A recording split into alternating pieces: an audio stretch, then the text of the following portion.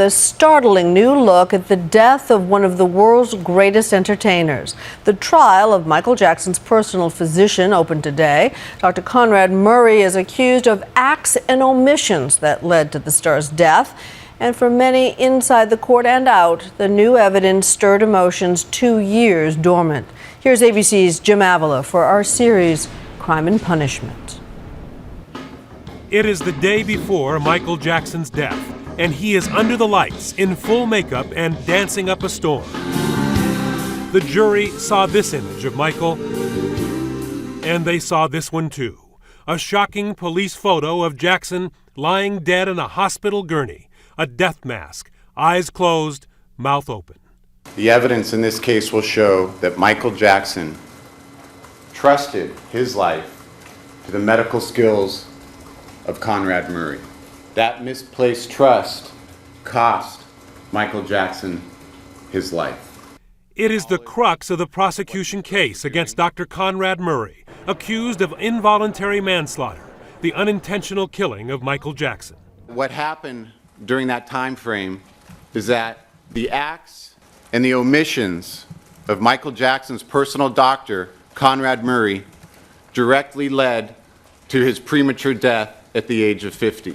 The trial began in explosive fashion with a revelation not about the defendant, but about Jackson's often suspected drug use. That is Michael Jackson's voice, slurred speech recorded on Conrad Murray's iPhone a month before he died. When people leave my show, I want to say, I've never seen nothing like this in my life. Prosecutors tell the jury the sound of Jackson's disoriented voice should have been a warning to Dr. Murray that his patient was out of control. That is what Conrad Murray is seeing and observing. And what does he do with that knowledge? He orders 40 of the 100 milliliter bottles of propofol just 2 days after that recording was made.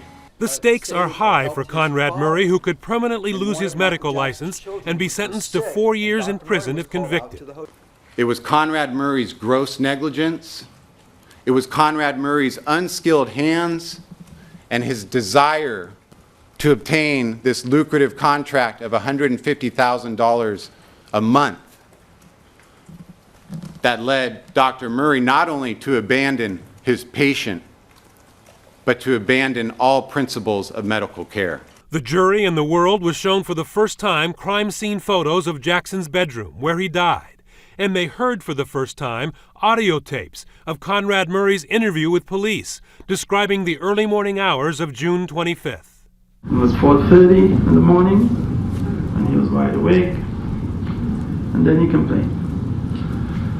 I got to sleep, Dr. Conrad. I have these rehearsals to perform. I've been watching for long enough period that I felt comfortable.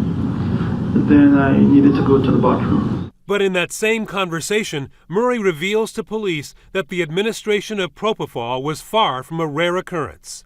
More than 10 times? Yes. More than 20 times? 30 days a month, roughly, every day. In fact, Murray had ordered 225 bottles, 4 gallons of propofol, for his one and only patient in a 2-month period. The defense had its say today, too, beginning by portraying Conrad Murray as a regular doctor saving lives. Dr. Murray is no celebrity doctor. He doesn't have an office in Beverly Hills. He's a cardiologist.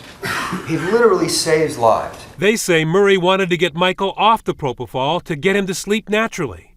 But on that fateful night, Michael was desperate and demanded a fix. Murray relented and says he administered a small dose of propofol before going to the bathroom. Then I came back to his bedside and I was stunned in the sense that he wasn't breathing. Jackson was dead. He died so rapidly, so instantly.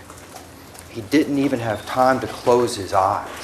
According to the defense, it was Jackson who delivered the final fatal dose of a sedative and propofol. Michael Jackson self-administered a perfect storm in his body that killed him instantly.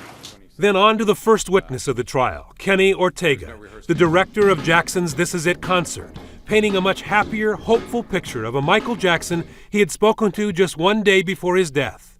Michael was feeling great, and he looked at me and he asked me if I was happy, and I said I was happy, and I asked him if he was happy, and he said he was very happy. Do you recall him saying that he felt the dream or words to that effect? Yes, he felt like we were accomplishing the dream. And that was just the first day of a trial expected to last 6 weeks. For Nightline, Jim Avila, ABC News, Los Angeles.